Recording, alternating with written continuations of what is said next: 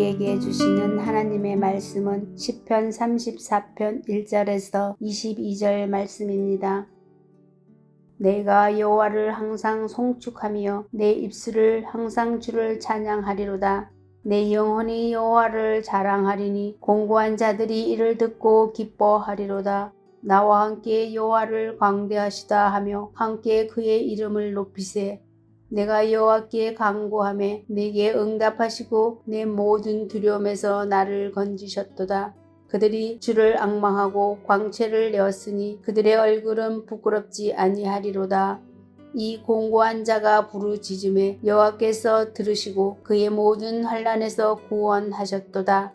여호와의 천사가 주를 경외하는 자를 둘러 진치고 그들을 건지시는도다. 너희는 여호와의 선하심을 맛보아 알지어다. 그에게 피하는 자는 복이 있도다. 너희 성도들아 여호와를 경외하라. 그를 경외하는 자에게는 부족함이 없도다. 젊은 사자는 궁핍하여 줄일지라도 여호와를 찾는 자는 모든 좋은 것에 부족함이 없으리로다. 너희 자녀들아 와서 내 말을 들으라. 내가 여호와를 경외하는 법을 너에게 가르치리로다. 생명을 사모하고 연수를 사랑하여 복받기를 원하는 사람이 누구뇨? 내 혀를 악에서 금하며 내 입술을 거짓말에서 금할지어다. 악을 버리고 선을 행하며 화평을 찾아 따를지어다. 여호와의 눈은 의인을 향하시고 그의 귀는 그들의 부르짖음에 기울이시는도다. 여호와의 얼굴은 악을 행하는 자를 향하사 그들의 자취를 땅에서 끊으려 하시는도다. 의인이 부르짖음에 여호와께서 들으시고 그들의 모든 환난에서 건지셨도다. 여호와는 마음이 상한 자를 가까이 하시고 충심으로 통회하는 자를 구원하시는도다. 의인은 고난이 많으나 여호와께서 그의 모든 고난에서 건지시는도다. 그의 모든 뼈를 보호하시며 그 중에서 하나도 꺾이지 아니하도다.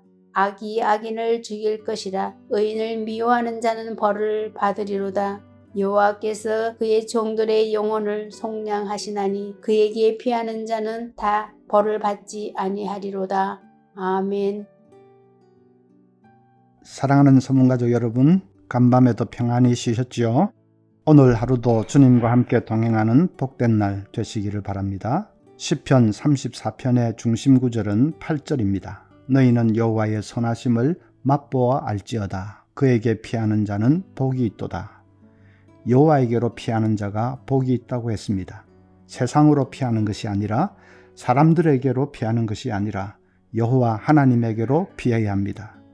시편에는 여호와 하나님이 우리의 피난처가 되신다는 구절이 많습니다. 예를 들면 62편 8절에 백성들아 시시로 그를 의지하고 그의 앞에 마음을 토하라. 하나님은 우리의 피난처시로다. 우리 하나님은 환난 날에 우리가 피할 피난처이시고 우리의 요새이십니다. 무슨 어려운 일을 만나든지 그분에게로 피할 수만 있다면 그 사람은 복받은 사람입니다. 지금 이 고백을 하는 다윗도 처음 사울왕의 박해를 받을 때는 여호와에게로 피하는 삶을 살지 못했습니다. 그때 그의 목에는 현상금이 붙어 있기 때문에 그는 이리저리 피해 다녀야 하는 고달픈 신세였습니다. 어떤 때는 배가 고파서 제사장에게 가서 거지같이 빵 몇 덩이를 구걸하기도 했습니다.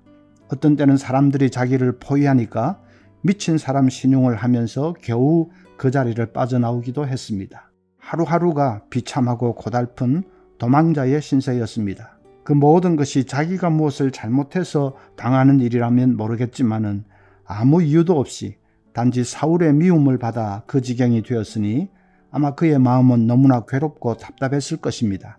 마침내 그가 피해간 곳이 사무엘상 22장 1절을 보면 아둘람이라는 동굴입니다.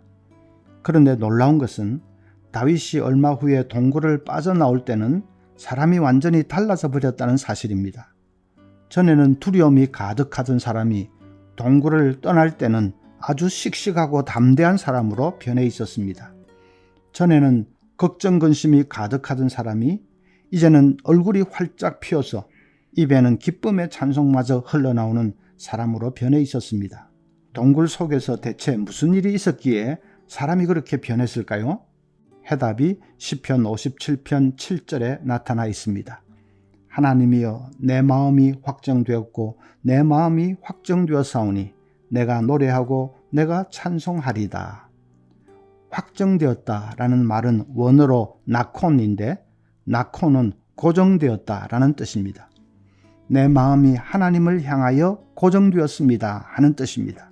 마치 무엇을 기둥에 꽁꽁 붙들어 매듯이 내 마음이 하나님께만 붙들어 매여졌습니다 하는 뜻입니다. 이것이 얼마나 확실하든지 그는 2번씩이나 강조해서 내 마음이 확정되었고 내 마음이 확정되었사오니 라고 했습니다. 그럴 때 그의 삶이 변한 것입니다. 다윗은 동굴 속에 은신해 있는 동안 깊이 생각해 본 것입니다. 도대체 내 인생에 무엇이 문제인가? 내가 왜 이렇게 허겁지겁 쫓기는 비참한 삶을 살고 있는가? 무엇이 잘못되었는가? 캄캄한 굴 속에서 그는 깊은 상념에 잠겨서 자신을 심각하게 성찰해 보았습니다. 그럴 때 불현듯이 깨닫게 된 사실이 있었습니다. 문제는 나 자신이구나. 내 믿음이 문제구나 하는 것입니다.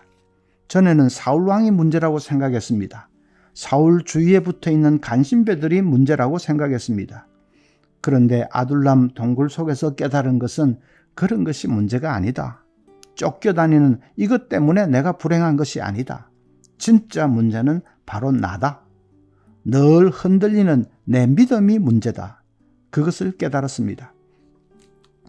그 순간은 다윗에게는 영혼의 지진이 일어나는 충격적인 순간이었습니다. 아마 그는 가슴을 움켜쥐고 줄줄이 회개의 눈물을 흘렸을 것입니다. 그 후부터 다윗은 오직 여호와에게로 피하는 삶을 살기 시작합니다.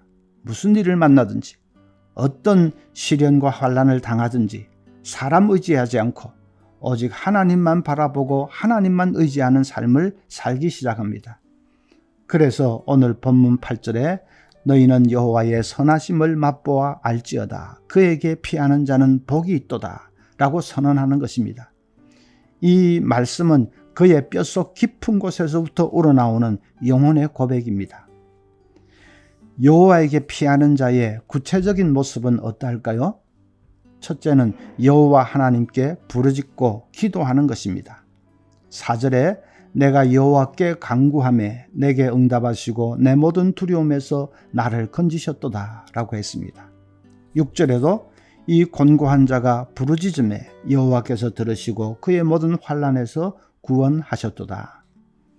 여호와를 향해 부르짖는 것이 여호와에게 피하는 것입니다. 아둘람 동굴에서 오직 하나님에게 피하는 삶을 살기로 마음을 확정한 후에 다윗에게 나타난 뚜렷한 변화가 늘 하나님께 묻는 것입니다. 사무엘하 2장 1절 보면 그 후에 다윗이 여호와께 여쭈어 아뢰되 내가 유다 한 성으로 올라가리까? 여호와께서 이르시되 올라가라. 다윗이 아뢰되 어디로 가리까? 이르시되 헤브론으로 갈지니라. 꼭 아이가 자기 부모에게 하는 것 같습니다. 이것 할까요? 그래 하라고 하면 어떻게 할까요? 이럴까요? 저럴까요? 꼬치꼬치 묻습니다. 이제는 아무리 작은 일이라도 다윗은 자기 생각대로 하지 않습니다. 주위 사람들 말에 귀 기울이지도 않습니다. 오직 하나님 얼굴만 바라보면서 하나님 가르쳐 주세요. 인도해 주세요.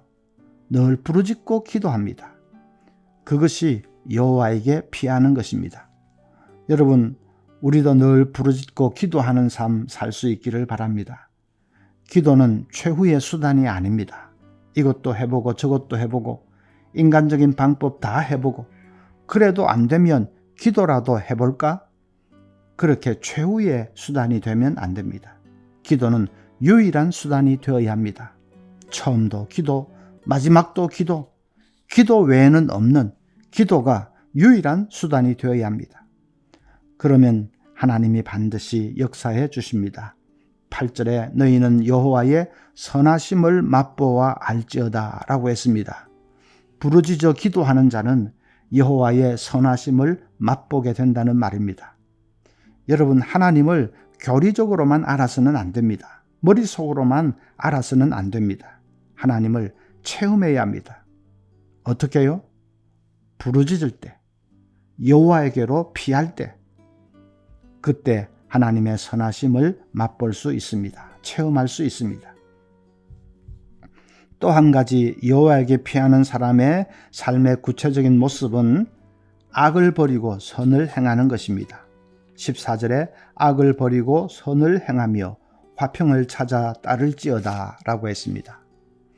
야고보 1장 6절 보면 오직 믿음으로 구하고 조금도 의심하지 말라. 의심하는 자는 마치 바람에 밀려 요동하는 바닷물결 같으니 이런 사람은 무엇이든지 죽게 얻기를 생각하지 말라. 두 마음을 품어 모든 일에 정함이 없는 자로다.